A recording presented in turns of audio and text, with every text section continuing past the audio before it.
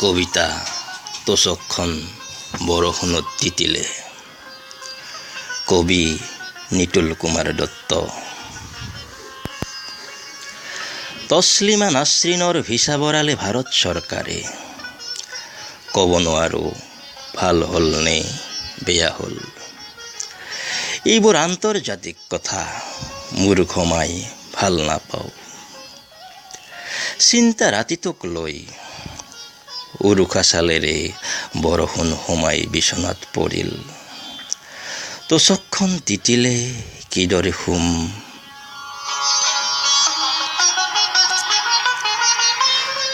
দেশৰ খবৰ সিমান নাৰাখোঁ। পিতাৰ দিনৰ ৰেডিঅ' এটা আছে, পুৱা গধূলি বাতৰি শুনো।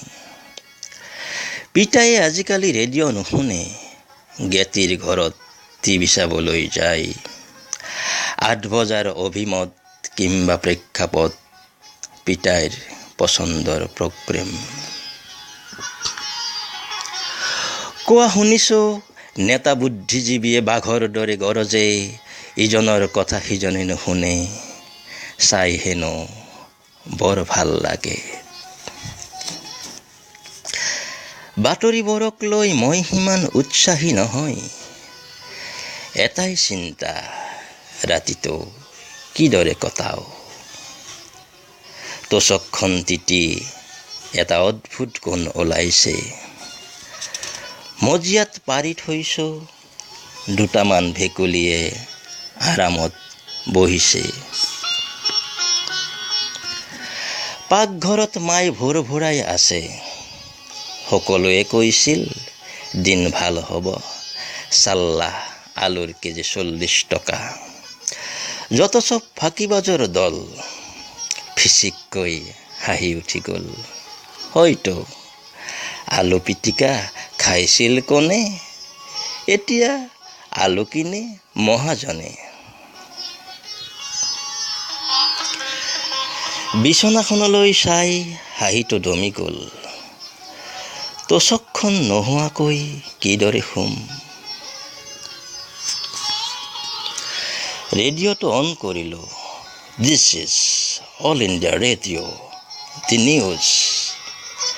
সঁচাকৈয়ে চক খালোঁ। ভাৰতবৰ্ষত 100খন স্মাৰ্ট চিটি হ'ব।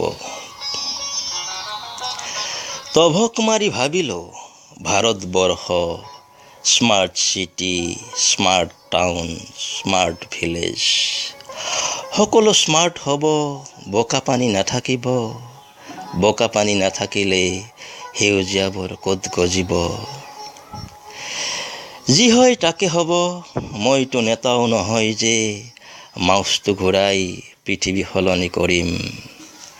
এখন মানধাতা যুগৰ তোষক সাবটি থকা নগণ্য মানুহ মই।